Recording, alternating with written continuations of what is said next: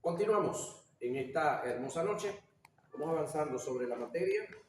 Vamos a ver los dones y la unidad. Muy importante esta parte que vamos a estar analizando, porque los dones vienen para edificar. Y edificar tiene que ver con unificar. No tiene que ver con dividir, con restar, nada de eso. Alguien decía por ahí que Dios usa dos áreas de la matemática: suma y multiplica. Y el diablo usa dos también: resta y divide. Gente terrible. Ahora, los dones y la unidad. Clase número 8. Cuando estudiamos las características de la unidad y sus valores, nos podremos dar cuenta que sin ella los dones del Espíritu no pueden manifestarse con precisión, ya que la unidad es como uno de los objetivos de los dones, y a su vez estos se manifiestan y desarrollan cuando hay unidad en el cuerpo. Debemos entender que los dones no solo producen la unidad en el cuerpo, sino que también mantienen el cuerpo unido. Hechos 2:1, Romanos 12:4 y 19, Primera a Corintios 12:4 y 13, Efesios 4:1 y 7. Cuando analizamos los dones ministeriales en cuanto a la unidad, conseguimos un principio que también es aplicable a los dones espirituales. Según Efesios 4:16, los ministerios, además de formar parte del cuerpo, son las coyunturas del cuerpo que, al unirse, cumplen con tres grandes funciones en el cuerpo, que son unidad, movimiento y sostén. ¿Qué hace la coyuntura que usted tiene aquí en la muñeca? ¿Qué produce? La unidad entre la mano y el brazo. Produce la unidad, pero también movimiento, ¿correcto? Y cuando usted agarra algo, sostiene. Entonces, ahí debemos estar claros en esa área: unidad, movimiento y sostén. Otra cosita, para los que aspiran ministerios, oiga esto, para los que aspiran ministerios, ya yo no aspiro, ya estoy allá, me lanzaron. Esto no es del que aspira, del que quiere, es del que Dios decida, como se dice en el mundo, del que Dios se enamore. Lo otro es que si hacemos un análisis, Dios constituye primero los ministerios y después la iglesia, o constituyó primero la iglesia y después los ministerios dentro de la iglesia. Juzgue el caso, analícenlo. Dios constituyó los ministerios y después la iglesia, o constituyó la iglesia y después los ministerios.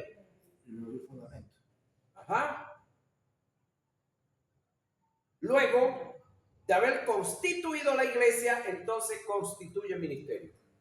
Si nos basamos por la parte militar, la antigüedad, un teniente recién graduadito, 5 años de estudio, llega a una unidad militar, pero ya está un sargento de tropa que ya está que se retira. O en el tiempo antiguo, bueno, creo que muy poco está ese grado ahorita, los maestros técnicos, que ya son los que caminaron los 15 años como sargento y ya los 15 años como maestro. Ya ahorita son unos sargento mayor, Okay, en este caso sargento mayor de primera ya, que son los 15 años. Okay. Un teniente llega a la unidad, viene graduado de la universidad, pero se le tiene que parar firme al otro que no es universitario, por algo que se llama antigüedad. Entonces, si analizamos desde este punto de vista esto, Dios primero constituye a la iglesia. ¿Sí? Porque si no la constituye, ¿cómo entonces para qué va a constituir ministerios si no son necesarios? Porque los ministerios son necesarios para perfeccionar a lo que hay. Entonces, primero se existe y luego entonces se perfecciona o se corrige lo que hay que corregir. Una de las cosas que debemos de tener prudencia es la siguiente, que los perfeccionistas son enemigos de lo bueno. Los perfeccionistas son enemigos de lo bueno. Usted hace este café que hicieron. Está bueno, ¿verdad? Pero un perfeccionista, ¿qué va a decir? No, ese le faltó esto, esto y esto. Y no se disfruta lo que tiene aquí, que está bueno. Entonces el perfeccionista siempre anda pendiente de perfeccionar y no disfruta lo que tiene a la mano. Le hicieron una yaca, le dieron una yaca. A él le falta esto y esto y esto. Ya va, disfruta lo que tiene, es el perfeccionista. ¿Están acá se fueron? Entonces entienda, Dios primero constituye la iglesia, luego levanta los ministerios con un solo objetivo, para perfeccionar a la iglesia.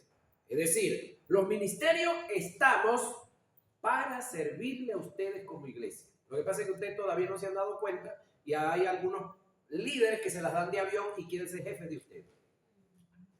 Eso no es lo correcto. Nosotros somos los servidores de ustedes. La palabra ministro la vamos a ver, se las voy a adelantar, en la materia excelencia ministerial. El término ministro es uperete. Uperete, del griego.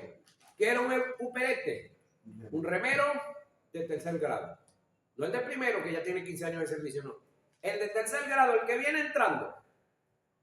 ¿Quién era ese individuo? Uno que estaba detenido, estaba preso o era esclavo y lo tenían a disposición de un barco que iban a trasladar, por decir algo, de aquí del estado Lara a Puerto Cabello. Entonces agarraban todos esos chicos, los amarraban en un sitio, los sentaban y los amarraban en un sitio para ellos remar.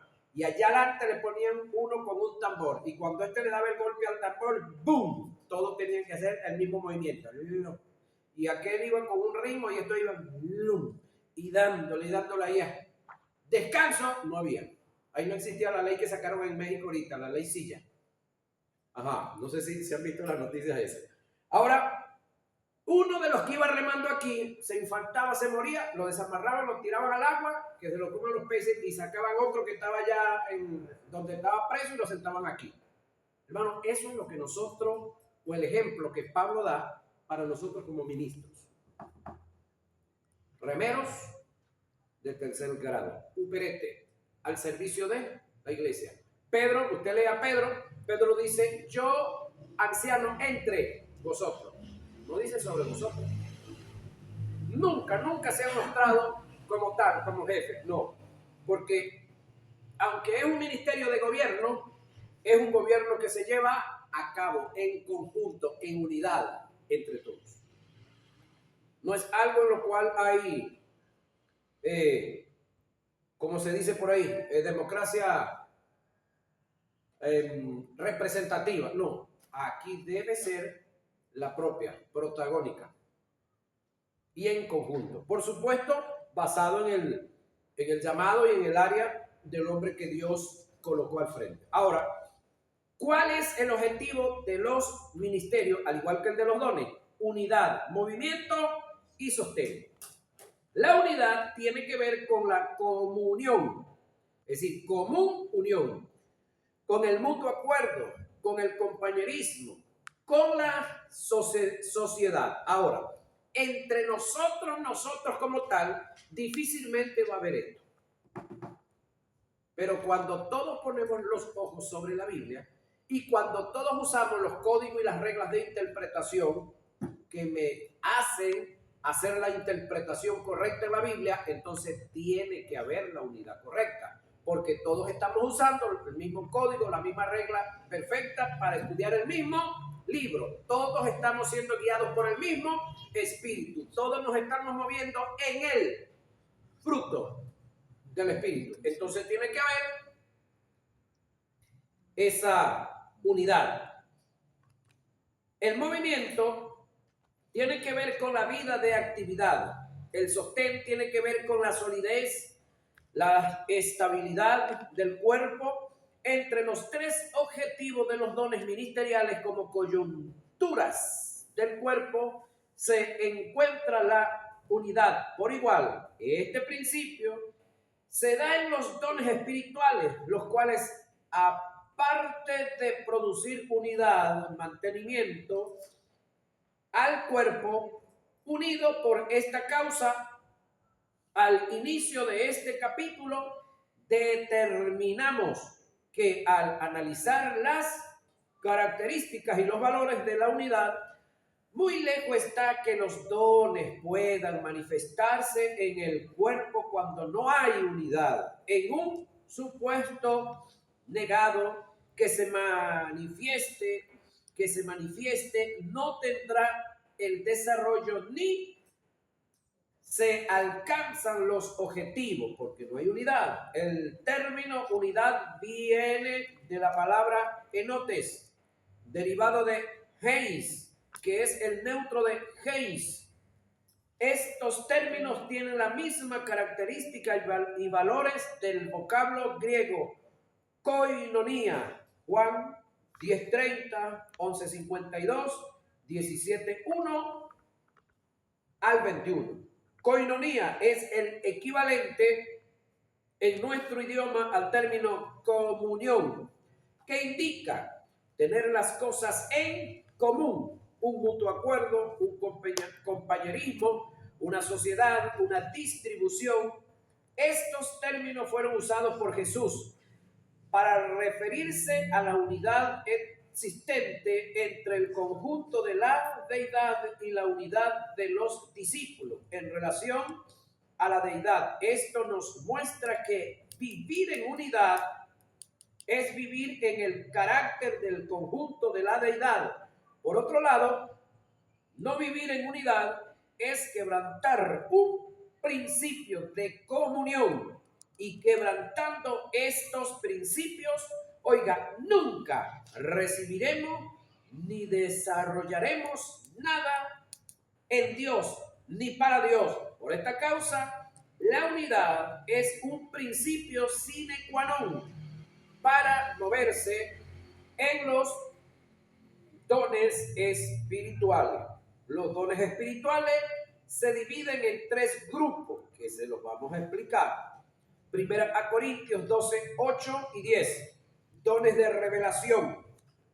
¿Cuáles son esos? Palabra de sabiduría, palabra de ciencia, discernimiento de espíritu, visiones en sus diferentes tipos. El otro grupo, dones de poder, don de fe, don de milagro, don de sanidades, dones de expresión oral, don de profecía, don de lengua, don de interpretación. Nótese que no es traducción, es interpretación. A continuación, los vamos a conceptualizar para hacer una definición precisa y concisa, y así poder conocer cada uno de los dones y a su vez entender los principios de cada uno de ellos y sus valores. Dones de revelación. Palabra de sabiduría, primera a Corintios 12, 8. Debemos dejar por entendido que los conceptos que se han dado de palabra de sabiduría y de ciencia, oiga, son totalmente subjetivos, ya que las escrituras sagradas no emiten ningún concepto o objetivo por lógica. Teológicamente, no tenemos un concepto preciso y conciso de palabra de sabiduría y de ciencia. Estudiando los términos por separado del vocablo palabra de sabiduría, podemos dar una definición un poco acertada de lo que se podría entender por palabra de sabiduría, pero sigue siendo subjetivo. Palabra de sabiduría como término compuesto del griego es logos, palabra, sofía, sabiduría. Vamos a definir por separado cada uno de ellos para tener un supuesto significado de la palabra sabiduría. Palabra es el término logos del griego dabar, del hebreo que, además de hacer referencia al verbo, está relacionado con una palabra proveniente de parte de Dios, ya sea hablada en su derivado de logos, logión o escrita. Logos es definida como un concepto, idea, dicho, asunto, razón, narrativa o doctrina. Si en la Biblia se hubiera querido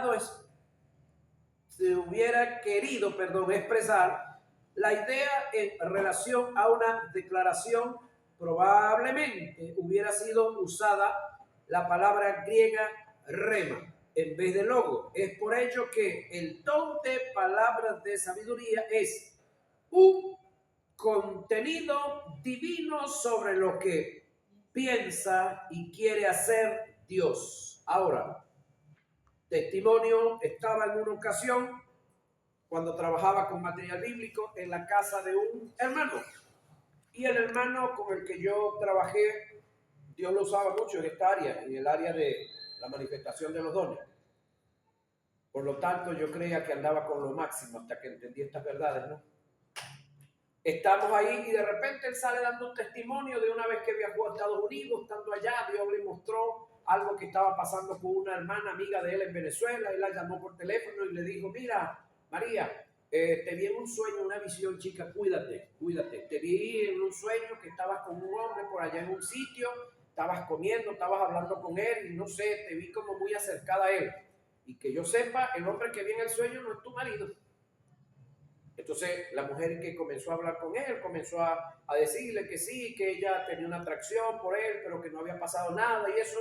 Para el momento que él está dando ese testimonio, la hermana que está en la casa arranca a llorar, que tiene que ver una cosa con la otra. Él está dando un testimonio de algo que le había pasado. Entonces la mujer arranca a llorar. Sí, nos cuenta que ella justamente en ese momento estaba pasando en lo mismo. El detalle es que ella busca ayuda en uno de los diáconos, le comenta a una de las diaconisas, y entonces como la idea que está en algunas idea errada que está en algunas iglesias, que en ese caso hay que reunir la directiva para echarle el cuento a la directiva. Y el detalle es que no todos los directivos son espirituales. Dice un amigo mío, y de ustedes también, que hay muchos directivos o diáconos que están como caimán en boquecaño, con la boca abierta, esperando que caiga el genio para ¡pum! No, hombre, caballo. Entonces resulta que se reúne la directiva y de una vez se lo dicen al pastor. Lo cruel del caso es que era la esposa del pastor. Y el pastor, en vez de ser espiritual, venir a ayudar, corregir el asunto, sale y se va para otro pueblo. Cuando nosotros llegamos, está ella sola, al frente prácticamente de la iglesia, con los diáconos en la casa pastoral, con sus hijitos, y el hombre alzó la cola. Oye, dije yo para mis adentros. Qué tremenda defensa tenía ese hogar, ¿verdad? El que debía estar ahí para defender, salió corriendo. Pregunto yo a las mujeres que están aquí, ¿no les gustaría un hombre así?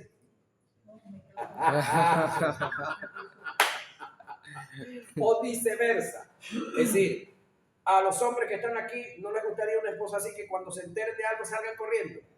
Vi otro caso, esto sucedió en Valencia, vi otro caso, una pastora tenía un hijo especial, muchacho creo que estaba como Angelito más o menos, en la edad, pero un poquito más alto, ya él había salido del bachillerato y estaba en el INSE. Y una hermana de la iglesia, una mujer ya casada con hijo, que había tenido su pasado con hijos, se enamoró del muchacho y se lo llevó, siendo menor. El hijo de la pastora. Por ese detalle,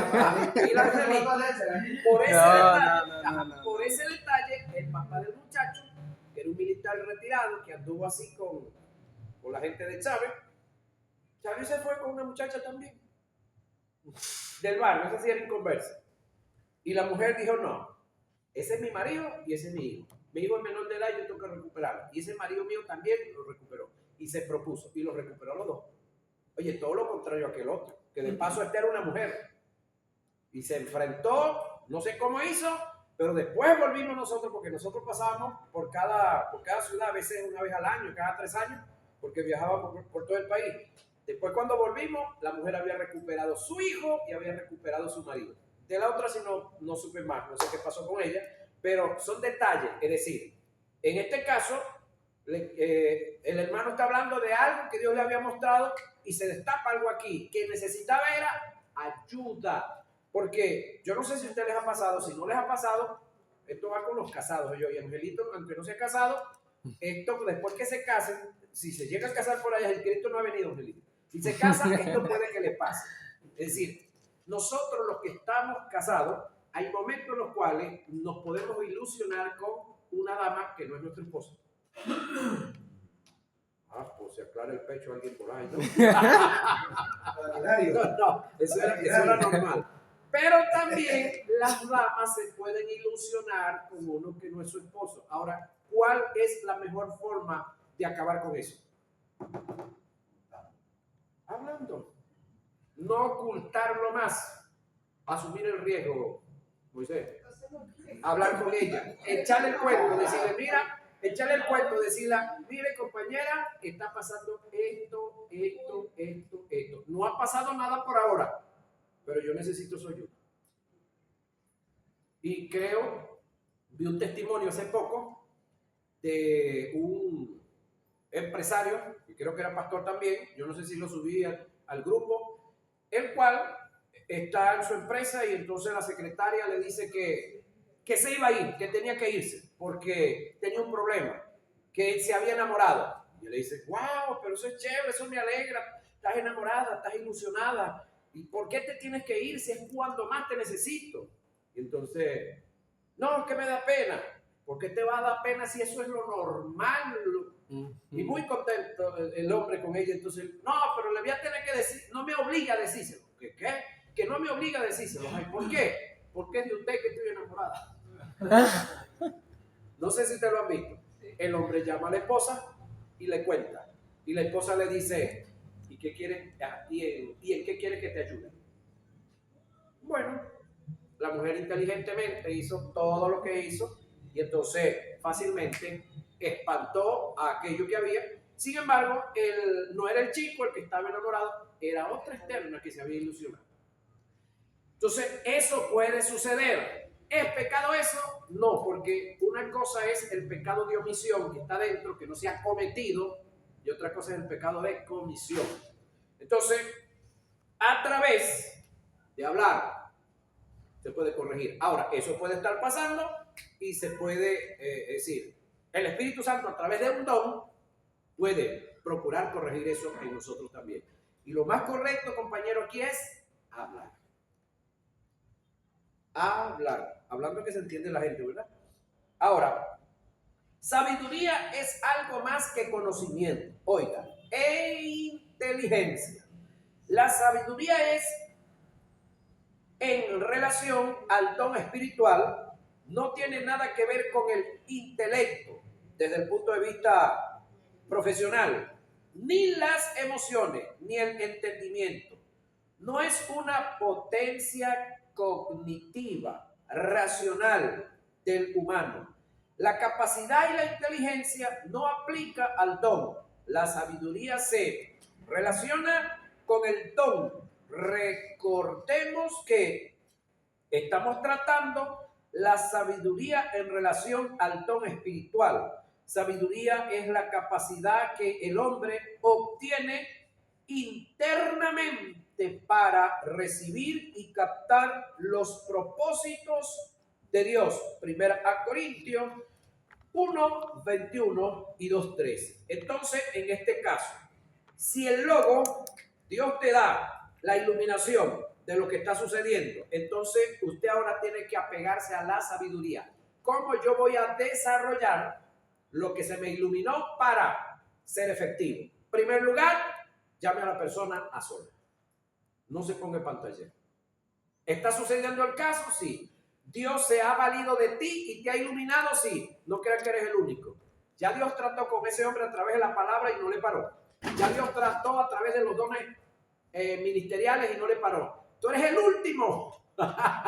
que Dios escogió para tal efecto. Para ver, si tú usas entonces la sabiduría y logras corregir, logras edificar, logras ser el instrumento de Dios, porque no eres tú ni soy yo, es el mismo Espíritu Santo que quiere a través tuyo usarte para el beneficio de otros, ni siquiera para el tuyo. Por eso es que los dones o nosotros dentro de la iglesia fungimos como servidores. Todos y en todas las áreas. Entonces la sabiduría es la capacidad que el hombre obtiene internamente para recibir y captar los propósitos de Dios. Sabiduría es la habilidad, oiga, dada por Dios para tratar con prudencia por medio del conocimiento de la palabra. Las variadas experiencias de la vida. Sabiduría es el arte o habilidad que se tiene para transmitir el conocimiento, ya sea en dichos o en hechos. Uniendo los dos conceptos, daremos por entendido subjetivamente que palabra de sabiduría puede entenderse como la revelación sobrenatural mediante el Espíritu Santo del propósito divino. Es la declaración sobrenatural de la mente y el concepto de Dios concerniente a sus planes, propósitos en relación al futuro. Es más, es el que Dios te haga partícipe de algo que solamente él, el individuo y el otro con el que cometió el pecado y el otro que sabe eso es el diablo. Dios te está haciendo a ti partícipe de un tips de su omnisciencia. Pero es temporal, es circunstancial. No es que de ahora en adelante tú vas a decir, yo soy omnisciente también como Dios. No, eso es un destello. Palabras de sabiduría es la revelación sobrenatural que el Espíritu Santo da a una persona en un momento específico, revelándole la mente y la voluntad y los propósitos de Dios en cuanto a eventos que le ocurran en el futuro. Una palabra de sabiduría es un fragmento del conocimiento de Dios dado por el Espíritu Santo a una persona. Es impartida de manera sobrenatural. En ocasiones viene para declarar una palabra profética. Puede ser la voz audible de Dios, puede ser por sueño, de manera interna, pero es la voluntad de Dios. Palabra de sabiduría es una palabra que viene de Dios por revelación y que es aplicada correctamente a una situación específica, es decir, es una verdad circunstancial. Por el Espíritu Santo es Dios mostrando el qué, oiga, por qué, el dónde, el cuándo y el cómo de un problema, oiga, para dar soluciones. ¿Para qué dar soluciones? No para armar el lío, no para dividir, no para acabar con un ministerio, ni arrinconar un ministerio, ni destruir un liderazgo. Es para perfeccionar. No se te olvide que cuando hablamos de los dones, el objetivo es unir, corregir y unir. Ok, una palabra de sabiduría es un artículo pequeño o un fragmento del conocimiento de Dios dado por el Espíritu Santo a una persona. Esta nos otorga ciertos hechos anticipados e información previa por vía de la revelación divina provista por el Espíritu Santo. Tal información era previamente desconocida para la persona y por ende el conocimiento no pudo haber sido recibido por ningún medio natural. Es impartida sobrenaturalmente por Dios mediante el Espíritu. La palabra de sabiduría forma parte de los dones de revelación, por lo tanto, opera en momentos en que son necesarios el consejo y la dirección divina para tomar decisiones determinantes que deciden el futuro de un individuo o una nación. Por esta causa, una cosa es tener sabiduría de Dios en cosas específicas y lo otro es recibir una palabra de sabiduría directa de Dios por revelación para un trato específico en un caso determinante. La palabra de sabiduría no es la sabiduría humana y la destreza que se obtiene con las experiencias de la vida. No es la prudencia divina adquirida por el conocimiento de la palabra. ¿Cómo viene la palabra de sabiduría? A través de visiones en sus diferentes manifestaciones, sueños, revelación directa de Dios, voz audible o ángeles. Palabra de ciencia. Palabra de ciencia es la revelación sobrenatural mediante el Espíritu de Dios de ciertos hechos que están en la mente de Dios y que es revelado a los hombres y está relacionado con el pasado o el presente. Palabra de sabiduría es una manifestación del Espíritu Santo en la que Dios proporciona a un miembro del cuerpo información o datos que solo él puede en su omnisciencia dar a fin de ayudar a la iglesia en el aspecto colectivo o individual para solventar una situación específica y cubrir una necesidad en un área determinada.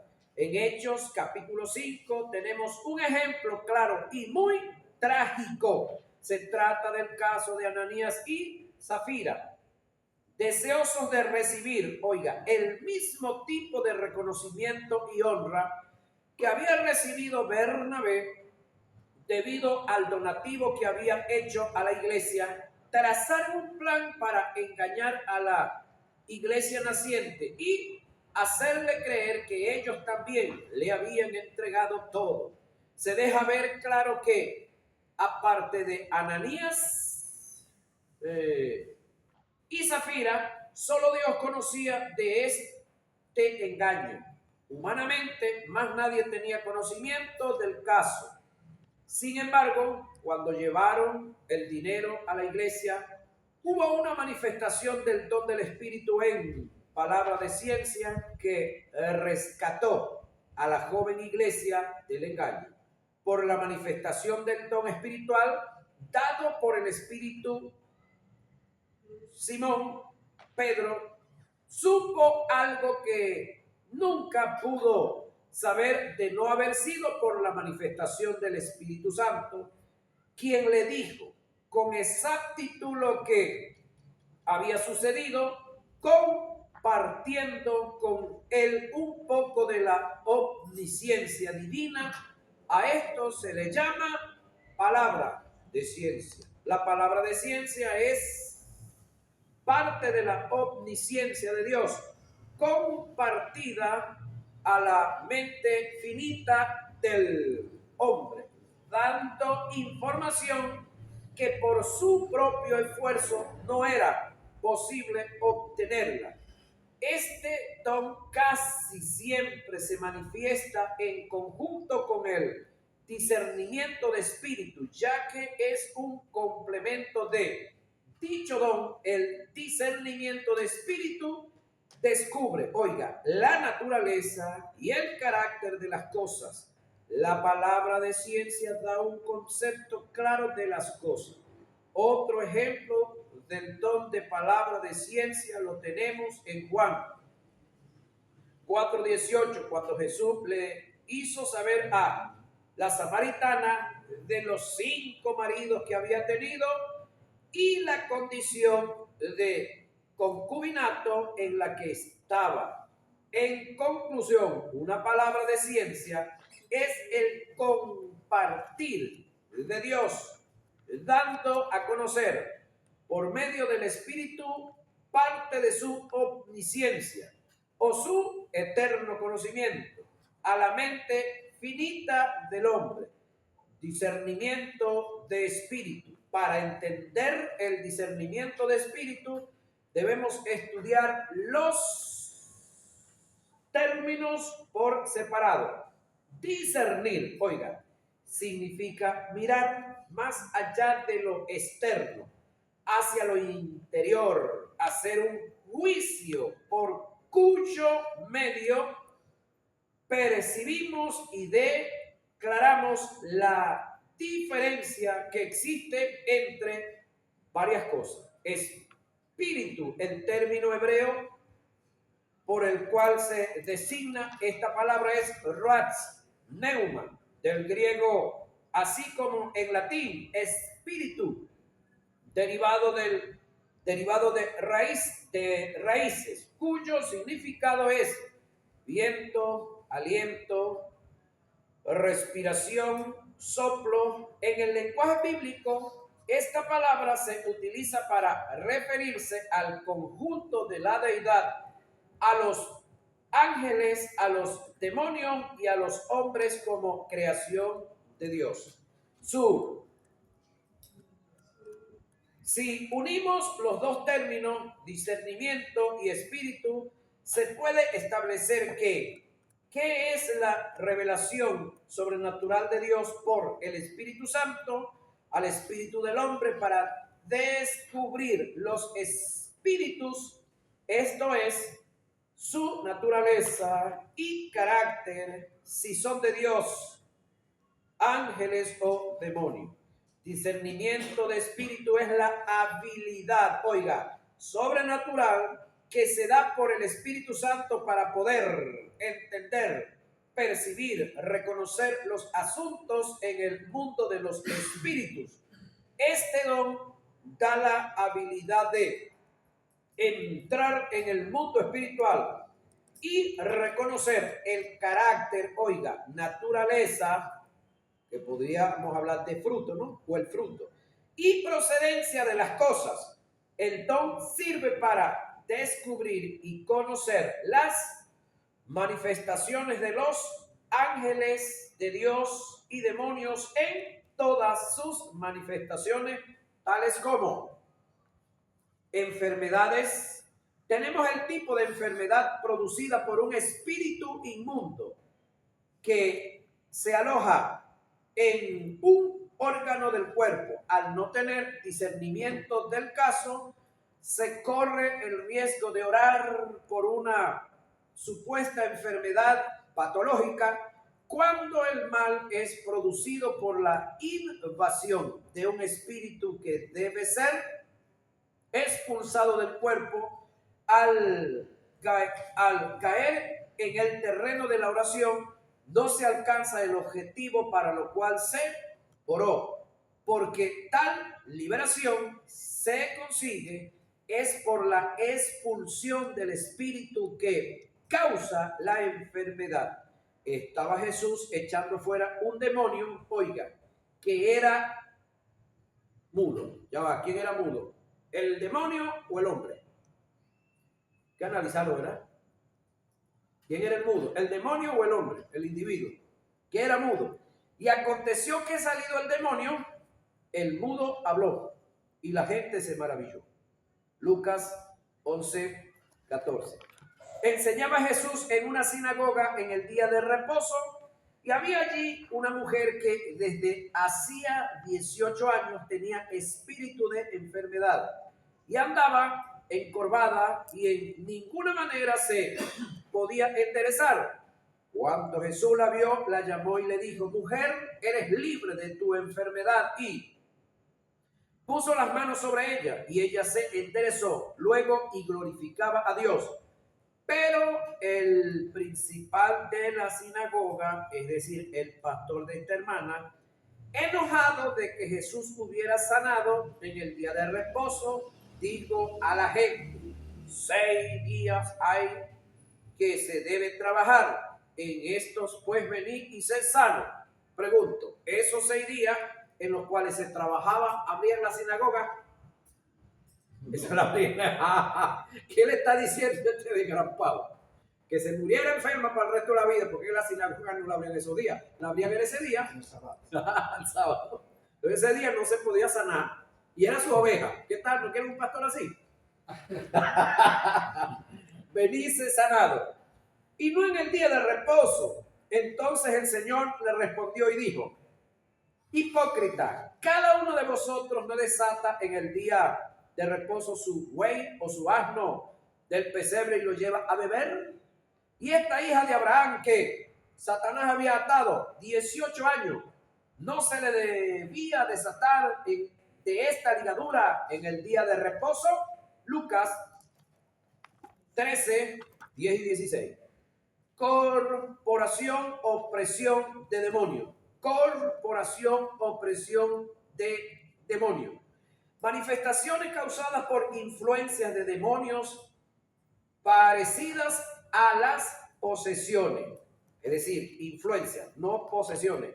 En cuanto a estas dos posiciones, debemos dejar en claro que una influencia es muy parecida a una posesión, con la diferencia que la influencia es producto de un estado mental y posicional por una serie de pensamientos, y la posesión es una manifestación integral donde el espíritu inmundo tiene total control del espíritu, el alma y el cuerpo. Una persona influenciada, oiga, sabe lo que está sucediendo a su entorno, mientras que una posesionada no está en su juicio cabal. Para distinguir estas dos manifestaciones, que son parecidas en estrecho, se necesita la operación del don de discernimiento de espíritu. Y salieron a ver lo que había sucedido y vieron a Jesús y hallaron al hombre de quien habían salido los demonios sentado, oiga, a los pies de Jesús, vestido, que eso nunca lo hacía, y en su cabal juicio, que aquí es donde está el detalle, en su cabal juicio. Una persona influenciada no está en su cabal juicio, aunque tiene juicio. Pero una persona poseída está fuera de sí. Por eso hay que tener cuidado con ciertos casos y ciertas acciones de hermanos que se ponen a danzar y a danzar y a danzar y después no saben que se revolcaron en el barro, se revolcaron el pupú de un perro, tumbaron la silla, tumbaron el sonido, hicieron desastre por todos lados. Y supuestamente no había conciencia, ya va. Hay que tener cuidado en esos asuntos, ¿no? Juicio cabal y tuvieron miedo. Eso está en Lucas 8:35. Para percibir la atmósfera o el ambiente que nos rodea, se puede dar el caso que el ambiente que nos rodea se muestra favorable, ajustado al carácter de Dios, y en el fondo de las cosas está operando un espíritu de error. Solo en la operación del don de discernimiento de espíritu es que podemos percibir el fraude y el pseudismo en el ambiente. Y vamos cerrando con esto. Aconteció que mientras íbamos a la oración, nos salió al encuentro una muchacha que tenía espíritu de adivinación, oiga, la cual daba gran ganancia a sus amos, adivinando. Esta, siguiendo a Pablo y a nosotros, daba voces diciendo: estos hombres son siervos del Dios Altísimo, oiga, quienes os anuncian el camino de salvación. Y esto lo hacía por muchos días, más desagradando a Pablo, es decir, cuando se prendió el bombillo, este se volvió y dijo al espíritu: te mando en el nombre de Jesucristo que salga de ella. Y salió en aquella misma hora. Eso está en Hechos 16, 16 al 18. Pero usted sabe que después de que pasó eso, se armó la grande. Lean el resto que pasó. ¿Por qué? Esa muchacha le daba mucha ganancia a sus dueños.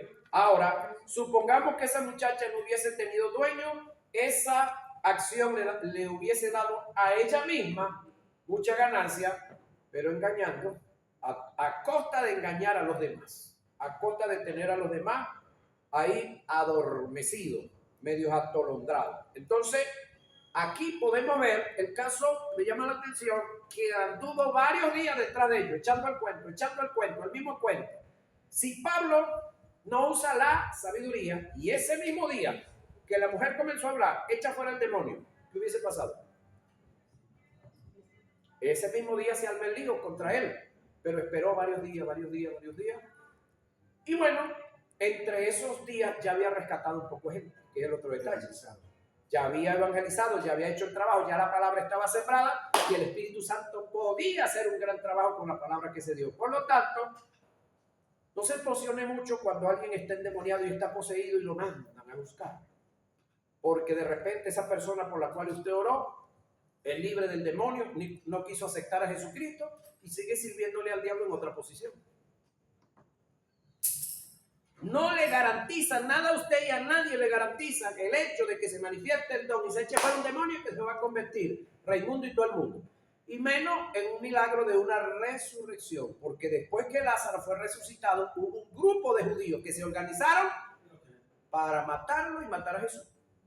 Entonces, no son los milagros los que producen arrepentimiento en la gente, ni tampoco este tipo de señales. Es la palabra que se dio y que la gente oyó y que esa palabra produjo fe y que el Espíritu Santo pudo hacer el trabajo. Es más, Jesús en ninguna parte dice que andaba haciendo o que su trabajo de salida era hacer milagros o echar fuera demonios. No. Eso fue lo que sucedía porque los demonios se manifestaban en las caminatas que él iba haciendo y le traían los enfermos. Pero el objetivo principal de Jesús debe ser el objetivo principal suyo y mío. La palabra. Amén. La palabra. Dar la palabra. Enseñar la palabra. Predicar la palabra. Manifestar la palabra. Lo demás, añadido. Hacer discípulo. Ajá. Hacer discípulo. ¿Qué es hacer discípulo? Tú tienes un conocimiento, vacéalo en otro. Vacéate en otro. Eso es discipular. Es decir, vaciarte tú en otros. Es más, en todo. Le decía yo a un chico por allá en una de las escuelas, tenemos en nuestras iglesias gente que tiene ciertos conocimientos, pero no están enseñando a más nadie en la iglesia. Supongamos, tenemos un amigo por ahí que trabaja con instalando bombonas de gas y todo eso. Se nos muere ese hombre que no es eterno. ¿Quién más de la iglesia instala gas? A nadie. Porque no discipulé a nadie. Yo trabajo, por decir algo, la carpintería. Soy experto en eso. Porque yo lo enseño a otro. Yo pego bloques, pero soy el único que pega bloques en toda la iglesia. Porque yo no aprovecho aquí, le doy un curso a toda esa gente y los pongo a pegar bloques. Ahorita hasta las mujeres están pegando bloques en diferentes sitios por ahí. ¿Por qué no discipulamos en esa área? Eso es discipular también. Discipular también. Entonces, no solamente estamos hablando del contenido de discipular con las escrituras, también debemos de hacerlo los músicos. Se enferma usted y se enferma Jesús. ¿Quién otro va a tocar teclado allá? Úsala. Bendiciones. Nos vemos en nuestra próxima clase.